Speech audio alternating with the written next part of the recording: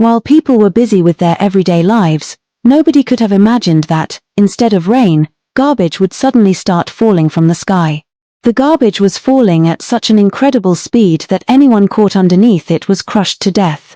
The situation became so uncontrollable that a state of emergency was declared in cities, and the military was deployed. Nobody knew where the garbage was coming from or who was dropping it. But after examining it, one thing became clear: it was coming from deep beneath the ocean. Because suddenly, right in the middle of Los Angeles, the Titanic appeared, the legendary ship that sank 115 years ago and had never been recovered. And that wasn't the only strange thing happening. On the Bahamas Islands, a mysterious sea creature suddenly emerged from the water, one that humans had never seen before. The military immediately noticed the creature, and General Austin was called to the scene. Before the general could even ask it a question, the creature delivered a terrifying warning. It said, "I have come with an order from our queen for the humans. Exactly 3 days from now, our queen will come to meet you. We will tell you the time and place. Your time on this earth is coming to an end." The general replied, "You can't threaten us like this." The creature answered, "After seeing today's destruction, you should already have an idea of what we are capable of. So consider yourselves lucky that we are only threatening you." Then, as if to prove its point, hundreds of identical creatures suddenly emerged from the ocean behind it. And it didn't stop there. All around the world, similar creatures began emerging from the oceans. They were simply observing humanity, watching how far humans had progressed in such a short period of time. But now, none of that progress seemed to matter. Within just a few hours, the entire world had witnessed these mysterious creatures. And just as the creature had promised, humanity immediately formed a global protection committee. Within 2 days, they constructed a massive metal pipe in the middle of the ocean. This would be the path through which the creature's queen would emerge from the water and meet humanity. As the deadline approached, everyone had only one question: what would happen to humanity now? Soon, the world's most powerful people gathered at the location where the Ocean Queen was supposed to meet humanity for the first time. At the headquarters, we are introduced to a woman named Kate, who had been appointed as the head of the Protection Committee. She tells everyone to remain calm. But suddenly, several creatures begin moving rapidly toward them from beneath the ocean. As signals start coming in, everyone present becomes extremely nervous. And then, before their eyes, the creatures bring their queen out of the water. The ambassador of the Protection Committee steps forward and begins speaking to the queen on behalf of all humanity. Everything he says has already been carefully prepared. But the queen ignores everything he says and simply tells him to move aside. She says, "We want to speak to a man named Steve." Everyone is shocked, because Steve is just an ordinary CIA agent who has absolutely no experience with international negotiations. The creature queen introduces herself. "My name is Sarabi, and if I am going to have a conversation, it will be with Steve and only Steve." With that, she leaves. Kate immediately takes Steve and his family into government custody. Kate suspects that Steve might somehow be connected to these creatures. But Steve says, "I've never seen these creatures before either. I'm just as confused as you are." News spreads around the world. Everyone wants to know one thing: why did Sarabi choose Steve? Kate takes Steve into a secret room, and from there, he is secretly taken to meet Sarabi without the media or anyone else knowing. Steve tells her, "You've made a mistake. I'm just an ordinary agent. If I say the wrong thing, all of humanity will blame me." But Sarabi replies, "I can read the human mind. And all I saw inside you was honesty." Everyone around them is shocked, because Sarabi possesses incredible powers. Steve says, "If you can read my mind, then there's no point in having this conversation." Sarabi simply walks away. Later, we see Steve return home. His wife and daughter demand that he tell them the truth. But Steve says, "I've never seen these creatures before today either. So please, don't suspect me." The scene cuts. 2 days later, Sarabi is once again preparing to speak to humanity. Kate warns Steve, "You will say exactly what appears on your screen. Don't say anything on your own. Otherwise, humanity will never forgive you." Steve is extremely nervous. But there is no way around it. He has to face Sarabi. The humans are now more frightened than ever. Then Sarabi arrives. She says, "I want a glass of water from the ocean." That's it. Kate orders the commandos to bring a glass of seawater. When they return, the water is extremely polluted. Steve is handed the glass. Sarabi then tells him, "Now drink it." The water is filled with germs and could potentially kill a human being. Kate immediately warns Steve, "Don't drink it. Don't risk your life just because you want to save humanity." Steve looks at Sarabi and says, "I'm sorry, but I understand your pain." Sarabi responds, "You don't understand our pain at all. You humans have slowly turned clean water into something filthy. Wherever you go, you destroy and pollute everything." Then she gives humanity an ultimatum. "You have only 50 days. Restore the entire ocean to the way it was before." Everyone is left speechless, because even 50 years wouldn't be enough to completely restore the oceans. Kate whispers to Steve, "50 days isn't enough. Ask her for 100 years. Steve does exactly that. But Sarabi becomes even angrier.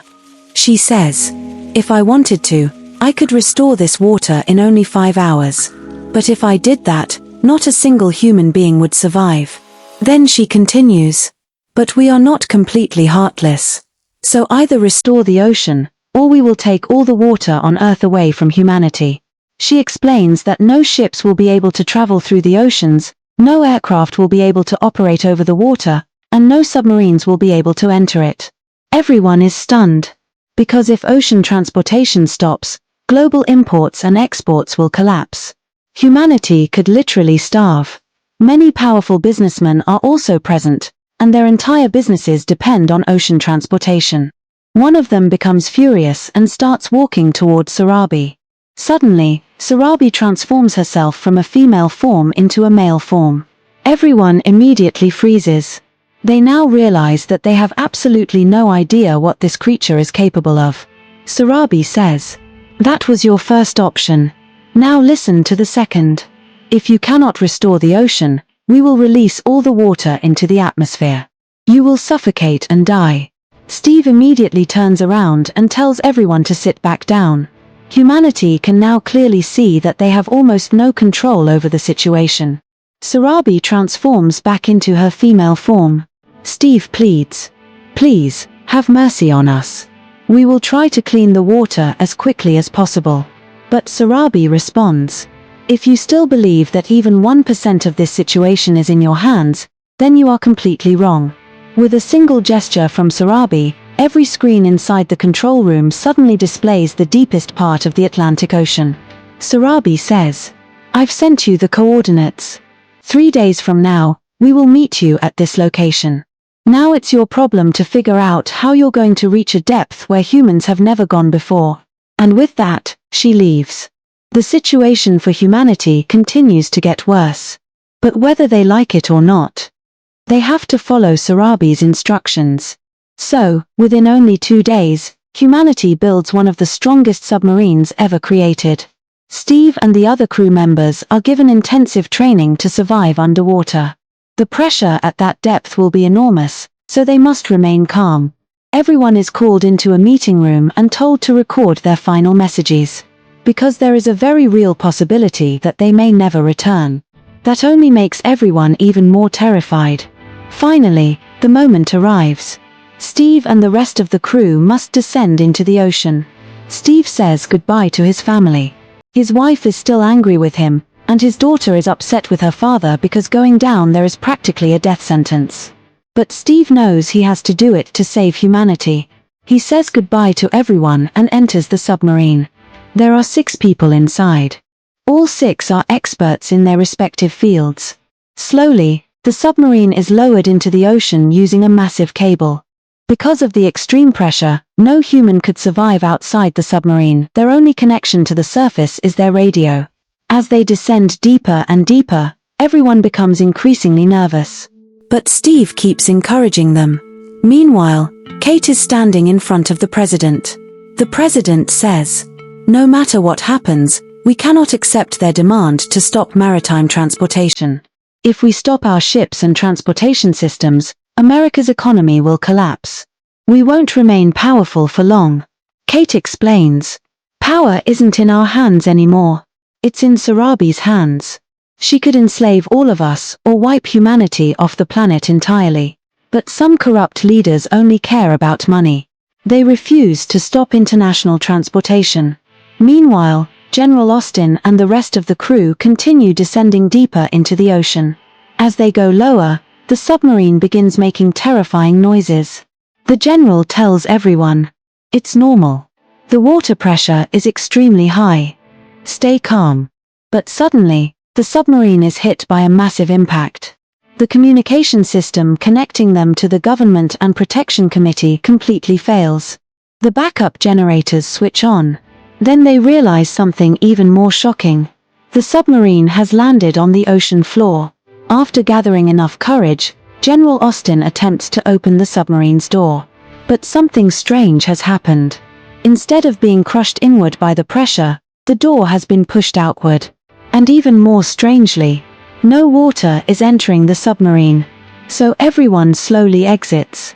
But instead of water, they find normal air outside. Steve looks upward. Above them, glowing structures form a massive circular barrier, keeping the ocean water outside. Then Steve notices strange-looking sea eggs embedded in the wall. Before they can figure out what they are, Sarabi appears. She tells them to follow her. Sarabi says, "You can remove your helmets and save your oxygen." But everyone is too afraid to do it. So Sarabi walks over to Steve. After reading his mind, she immediately removes his helmet. Steve trusts Sarabi, so he doesn't stop her. And unbelievably, Steve can breathe normally. Despite the enormous pressure around him, he has no trouble breathing. Seeing Steve unharmed, everyone follows General Austin's orders and removes their helmets as well. Then they follow Sarabi. Sarabi explains that her people live happily down here. But the fish and other creatures outside cannot filter the polluted water like they can, and hundreds of them die every day. That's why they were forced to put pressure on humanity. As they continue walking, Sarabi suddenly changes the path behind them. Steve and Sarabi end up separated from the others inside a different chamber. Steve says, "There must be some reason you brought us here." Sarabi replies, "Just like your heart is kind, mine is kind too. I don't want humanity to be harmed by us." Steve then asks, "Can I touch you?" Sarabi gives him permission. Steve asks, "Then why are you treating us so badly? If you don't want us to be harmed, please help us." Sarabi simply replies, "When the time comes, I will make everything right." Then she restores the pathways, and everyone is reunited. Sarabi tells them to continue following her.